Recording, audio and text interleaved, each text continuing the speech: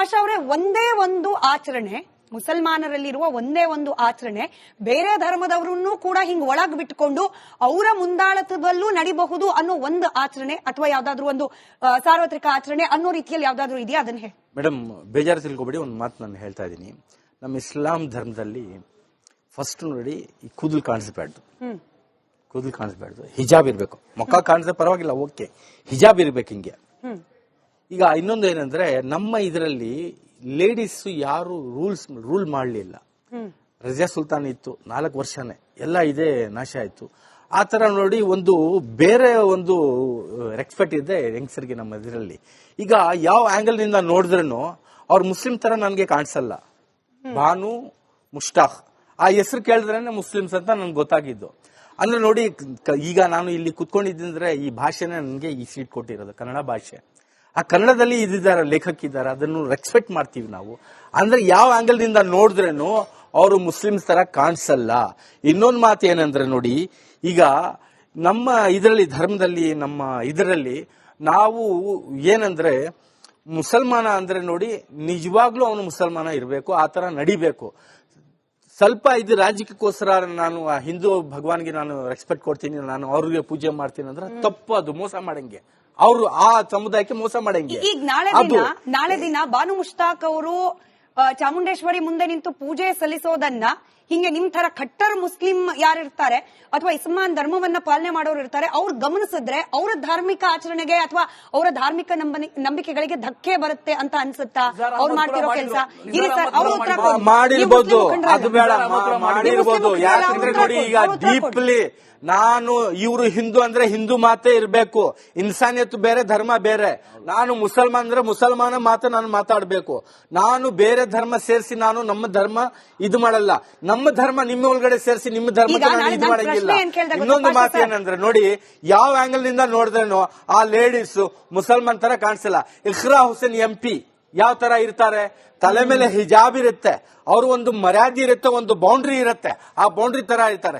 ಇವರು ಪೂಜೆನೂ ಮಾಡಿಸ್ಕೊಳ್ತಾರೆ, ದೇವಸ್ಥಾನಕ್ಕೆ ಹೋಗ್ತಾರೆ, ಮಸೀದಿಗೆ ಬರ್ತಾರೆ. ಹೆಂಗೆ ಅದು ನೋಡಿ, ಇದ್ರೆ ನಾವು ಹಿಂಗೆ ಇರೋದು ಅಂತ ಅವರೇ, ನಿಮ್ಮದು ಯಾವ್ದೋ ಒಂದು ಆಚರಣೆಯಲ್ಲಿ ಸರ್ಕಾರ ಆರ್ಡರ್ ಮಾಡುತ್ತೆ, ಇಲ್ಲ ಈ ಬಾರಿಯ ಮುಸ್ಲಿಂ ಧಾರ್ಮಿಕ ಆಚರಣೆಯಲ್ಲಿ ಹಿಂದೂಗಳು ಬಂದು ಅದರ ನೇತೃತ್ವವನ್ನ ವಹಿಸ್ತಾರೆ, ಹಿಂದೂಗಳು ಬಂದು ನಮಾಜ್ ಲೀಡ್ ಮಾಡ್ತಾರೆ, ಮಸೀದಿಗೆ ವೆಲ್ಕಮ್ ಹಿಂದೂಗಳು ಬಂದು ನಮ್ ಜೊತೆನಲ್ಲಿ ನಿಂತ್ಕೊಂಡು ನಮಾಜ್ ಮಾಡಬಹುದು. ಆದ್ರೆ ನಮಾಜ್ ಓದೋದು ಉಲುಮಾ ಇಲ್ಲ, ಸರ್ಕಾರ ಮಾಡುತ್ತೆ. ಇನ್ಮೇಲೆ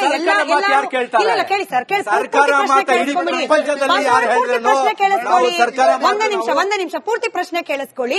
ಇಲ್ಲ, ಸರ್ಕಾರ ಹೇಳುತ್ತೆ ಕರ್ನಾಟಕ ಸರ್ವಧರ್ಮದ ಶಾಂತಿಯ ತೋಟ ಆಗಬೇಕು. ನಾಳೆ ದಿನ ನಮಾಜ್ನ ಮೈಕಲ್ಲಿ ಒಬ್ಬ ಹಿಂದೂ, ಸರ್ ನನ್ನ ಪ್ರಶ್ನೆ ಪೂರ್ತಿ ಆಗ್ಲಿ, ನಾಳೆ ದಿನ ಮೈಕಲ್ಲಿ ಒಬ್ಬ ಹಿಂದೂ ಓದ್ತಾರೆ, ಅವರು ಕೂಡ, ಸರ್ ನನ್ನ ಪ್ರಶ್ನೆ ಪೂರ್ತಿ ಆಗಕ್ ಬಿಡ್ತಿಲ್ಲ ನೀವು, ನನ್ನ ಪ್ರಶ್ನೆ ಪೂರ್ತಿ ಆಗಕ್ ಬಿಡ್ತಾ ಇಲ್ಲ. ಯಾಕೆ ಮಾಡಲ್ಲ ಸರ್, ಯಾಕೆ ಮಾಡಲ್ಲ? ಯಾಕಂದ್ರೆ ನೀವು ಯಾಕೆ ಮಾಡಲ್ಲ ಹೇಳಿ? ನಿಮ್ಗ ಧೈರ್ಯ ಇಲ್ಲ, ಕಾಂಗ್ರೆಸ್ ಸರ್ಕಾರಕ್ಕೆ ಧೈರ್ಯ ಇಲ್ಲ ಹೇಳಿ. ಪಾಷಾ ಅವರೇ, ಸರ್ಕಾರ ನಾಳೆ ದಿನ ಇಲ್ಲ ಸರ್, ನಾನು ಎಲ್ಲರನ್ನೂ ಶ್ಲಾಘಿಸ್ತಿದ್ದೀನಿ.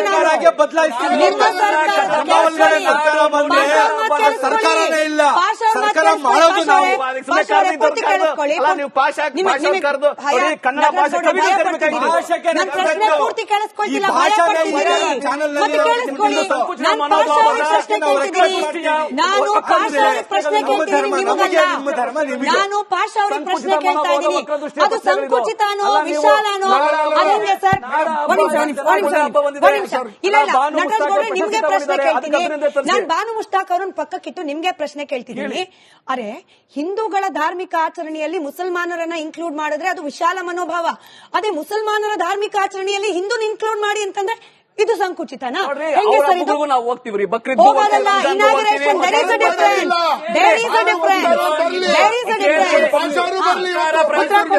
ಉತ್ತರ ಕೊಡಿ, ತುಂಬಾ ಇಂಪಾರ್ಟೆಂಟ್ ಇದು. ಸರ್ಕಾರ ಪ್ರಯೋಜನೆ ಮಾಡಿ ಮಾಡುವಂತ ಏಕೈಕ ಹಬ್ಬ ಇದು ನಾಡ ಹಬ್ಬ. ಇನ್ನು ಯಾವ್ದಾರ ಹಬ್ಬ ಮಾಡ್ತಾ ಇದೆಯಾ ಸರ್ಕಾರ? ಕ್ರಿಸ್ಮಸ್ ಮಾಡ್ತಾ ಇದೆಯಾ, ದೀಪಾವಳಿ ಮಾಡ್ತಾ ಇದೆಯಾ, ಬಕ್ರೀದ್ ಮಾಡ್ತಾ ಇದೆಯಾ, ರಂಜಾನ್ ಮಾಡ್ತಾ ಇದೆಯಾ? ನೀವು ಏನೋ ಬಾಯಿಗೆ ಬಂದ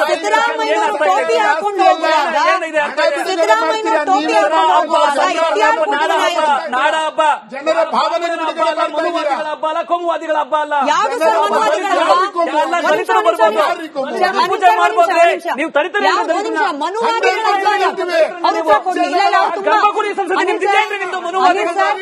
ಅನಿಲ್ ಸರ್, ಒಂದ್ ಸಾವಿರ ಏನು ದಲಿತರಿಗೆ ಗೌರವ ಕೊಡಲ್ಲ. Anil sir, I request you, Anil sir, I request you, ಒಂದ್ಸತಿ ರಿಪೀಟ್ ಮಾಡಿ.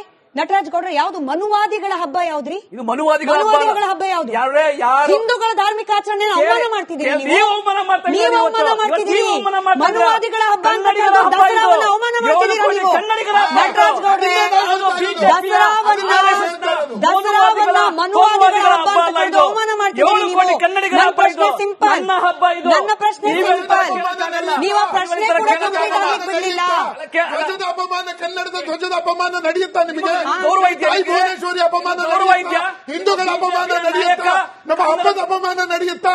ಹಬ್ಬ ಹಿಂದೂ ಹಬ್ಬ ಅಲ್ಲ ಅಂತಿರಲ್ಲ ರೀ.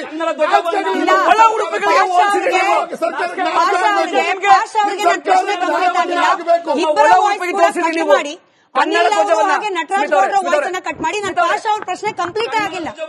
ಒಳ ಉಡುಪಿಗೆ ಹೋಲಿಸಿದ್ರು ನಿಮ್ಮ ಅಂತವ್ರಿಗೂ ಚೀಮಾರಿ ಹಾಕ್ತಾ, ಅಂತವ್ರಿಗೂ ಚೀಮಾರಿ ಹಾಕ್ತಾ ನನ್ನ ಸ್ಕ್ರೀನ್ ಅಲ್ಲಿ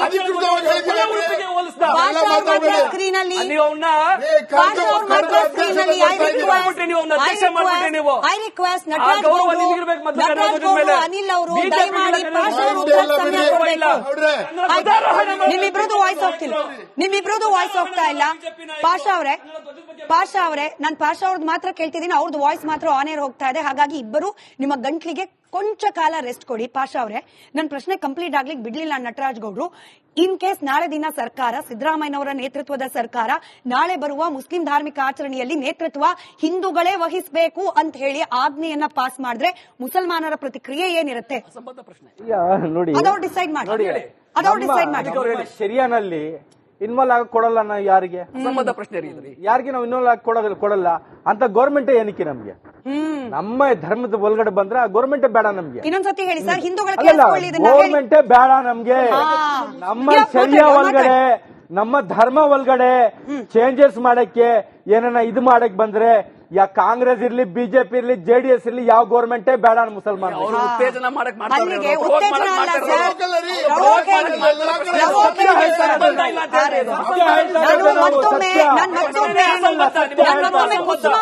ತಮಾಷೆ ಏನಕ್ಕೆ ಮಾಡ್ತೀರಾ?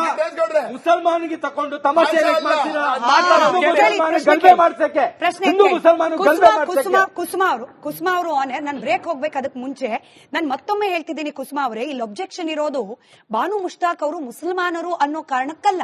ಆದ್ರೆ ಆ ಒಂದು ಸಮ್ಮೇಳನದ ವೇದಿಕೆಯಲ್ಲಿ ಅವರು ವ್ಯಕ್ತಪಡಿಸಿದಂತಹ ಮಾತುಗಳು, ಅದರಲ್ಲಿ ನೀವು ಅರ್ಥ ಮಾಡ್ಕೊಂಡ ಹಾಗೆ ಕರ್ನಾಟಕದ ಧ್ವಜದಲ್ಲಿ ಹಿಂದೂಗಳ ಸಂಕೇತವಾದ ಕುಂಕುಮ ಅರಿಶಿಣ ಇದೆ. ಹಿಂದೂಗಳ ಸಂಕೇತವಾಗಿ ಆಕೆಯನ್ನ, ಕನ್ನಡಾಂಬೆಯನ್ನ ಭುವನೇಶ್ವರಿ ದೇವಿ ಮಾಡಲಾಗಿದೆ. ಇದನ್ನ ಒಬ್ಬ ಅಲ್ಪಸಂಖ್ಯಾತಳಾಗಿ ನಾನು ಸಹಿಸಲಿಕ್ಕೆ ಕಷ್ಟ ಸಾಧ್ಯ ಅನ್ನೋ ರೀತಿಯಲ್ಲಿ ಇತ್ತ ಇಲ್ವಾ ಅವ್ರ ಮಾತು? ಸಹಿಸ್ಲಿಕ್ಕೆ ಸಾಧ್ಯ ಇಲ್ಲ ಅನ್ನೋದಕ್ಕಿಂತ ಕಾನ್ಶಿಯಸ್ ಆಗಿ ನನ್ನನ್ನು ಹೊರಗಿಡಲಿಕ್ಕೆ ಹೀಗೆ ಮಾಡಲಾಗಿದೆ ಅನ್ನೋದು ಅವರ ಮೊದಲನೇ ಸೆಂಟೆನ್ಸ್. ಅದೊಂದು. ಮತ್ತೆ ನಾನು ಮಾತು ಮುಂದುವರಿಸಕ್ ಮುಂಚೆ ನೋಡಿ, ಈ ಉದ್ಘಾಟನೆಗೆ ಯಾರೋ ಆಗ್ಲೇ ಇನ್ನೊಬ್ರು ಮೆನ್ಷನ್ ಮಾಡಿದ್ರು, ಇದರಲ್ಲಿ ಆ ಟ್ರಾನ್ಸ್ಲೇಟರ್ದು ಕೂಡ ಸಮ ಪಾಲಿದೆ. ನಾವು ಅವ್ರನ್ನ ನೆಗ್ಲೆಕ್ಟ್ ಮಾಡೋದು ತುಂಬಾ ತಪ್ಪು. ಕರೆದ್ರೆ ದೀಪಾ ಅವ್ರನ್ನು ಕರಿಬೇಕಾಗಿತ್ತು. ಇದು ನನ್ನ ಬಲವಾದ ಒಂದು ಮಂಡನೆ. ಇದು ಒಂದು ವಿಷಯ. ಆಮೇಲೆ ಯಾಕೆ ಸರ್, ನನ್ನ ಪ್ಯಾನಲಿಸ್ಟ್ ಗಳಿಗೆಲ್ಲ ಕೇಳ್ತೀನಿ, ನನ್ ಬಹುತೇಕ ಟಿವಿ ಡಿಬೇಟ್ ಗಳನ್ನ ನೋಡೋದನ್ನ ಜನ ನಿಲ್ಸಿದ್ದಾರೆ. ಯಾಕೆ ಅಂದ್ರೆ ಯಾರ ಮಾತು ಯಾರು ಕೇಳಿಸ್ಕೊಳ್ಳದೆ ಸುಮ್ನೆ ಹೀಗೆ ಕಿತ್ತಾಡ್ತಾ ಇರೋದ್ರಲ್ಲಿ ಅರ್ಥ ಇಲ್ಲ, ಕೇಳಿಸೋದಿಲ್ಲ ಸ್ಪಷ್ಟವಾಗಿ. ಒಬ್ರು ಮಾತಾಡುವಾಗ ಶಾಂತಿಯಿಂದ ಎಲ್ರು ಕೇಳಿಸ್ಕೊಳ್ಳೋಣ.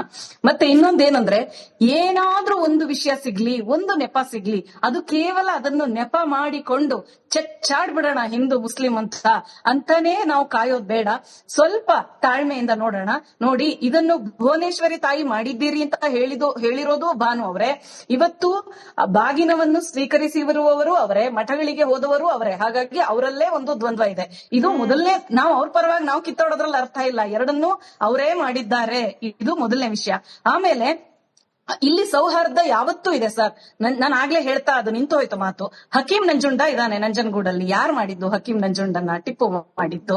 ಅದಾದ್ಮೇಲೆ ನಮ್ಮ ಇದೇ ಅರಮನೆಯಲ್ಲಿ ಕೋಟೆ ಆಂಜನೇಯ ಸ್ವಾಮಿ ದೇವಸ್ಥಾನಕ್ಕೆ ಮುಸ್ಲಿಮರು ಮಕ್ಕಳನ್ನ ಕರ್ಕೊಂಡ್ ಬರ್ತಾರೆ. ಮತ್ತೆ ಎಷ್ಟೋ ದರ್ಗಾಗಳಿಗೆ ಹಿಂದೂ ಮಕ್ಕಳನ್ನ ಕರ್ಕೊಂಡು ಹೋಗ್ತಾರೆ, ಏನಾದ್ರೂ ಆರೋಗ್ಯ ಸರಿ ಇಲ್ಲದೆ ಇರ್ಬೇಕಾದ್ರೆ. ಮತ್ತು ಉತ್ತರ ಕರ್ನಾಟಕದಲ್ಲಿ ಎಷ್ಟು ಸೌಹಾರ್ದ ಇದೆ. ಅವರ ಹಬ್ಬದ ಆಚರಣೆಯಲ್ಲಿ ಇವರು ಹೋಗಿ ಅವ್ರ ಮನೆಯಲ್ಲಿ ಊಟ ಮಾಡೋದು, ಕೀರ್ ಕುಡಿಯೋದು, ಆ ತರದ್ದೆಲ್ಲ ಇದೆ. ಹಾಗಾಗಿ ಯಾವುದೋ ಒಂದು ನೆಪ ಸಿಕ್ತು ಅಂತ ನಾವು ಚಚ್ಚಾಡೋದು ಬೇಡ.